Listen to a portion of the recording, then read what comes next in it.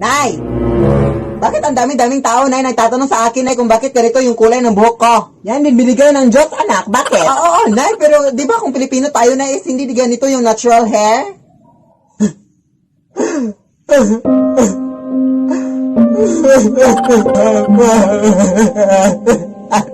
Meron kasi akong tinatago sa'yo, anak. Yes, anak, matagal na to, anak, pero sasabihin ko na sa'yo, anak. Amerikano kasi yung tatay mo, anak. At meron din siyang sinend na video sa akin, anak, noon pa to, pero ngayon ko lang ipapakita sa'yo, anak. Hey Philip, I hope you see this in the future. Always remember that you are loved and that I'm going to miss you so much. Sige, anak. Kaya pala ang ganda-ganda ko, Nay, kasi half wala akong ngayon, no? Yes!